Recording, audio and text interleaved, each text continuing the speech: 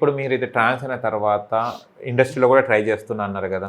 అంటే ఇండస్ట్రీలో అంటే మీ పేరు ముందర ట్రాన్స్ అని అట్లా రాసుకుంటారా, లేకుంటే అమ్మాయి ఫీమేల్ మేల్ దగ్గరనే రాసుకుంటారా? నేను చాలా ఇయర్స్ బిఫోర్ బాయ్ నుంచి 4 ఇయర్స్ నుంచి నేను ఇండస్ట్రీలో ఉన్నా. ఓకే. ఫస్ట్ నేను జూనియర్ ఆర్టిస్ట్ గా వెళ్ళా.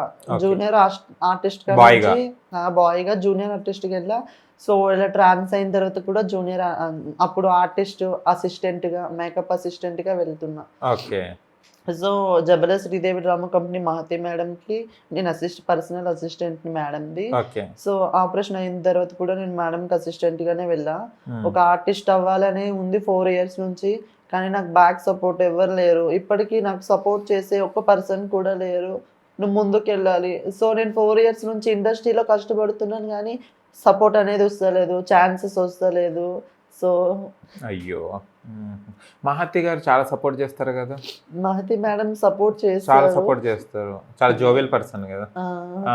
చాలా చాలా మింగిల్ అయిపోతారు అవును. మేడము. కానీ లేదు, చెప్పారా మేడంకి ఎప్పుడైనా?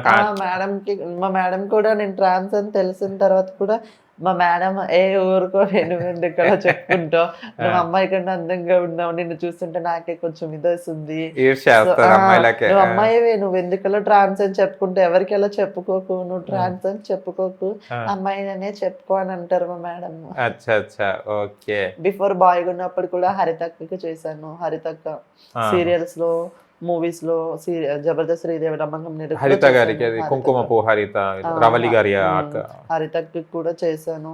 అక్క కూడా మంచి పర్సన్. మీరే చూసుకుంటారు. మేకప్ అసిస్టెంట్ గా మేకప్ అసిస్టెంట్. ఎందుకంటే హరిత గారి మేకప్ చాలా బాగుంటది.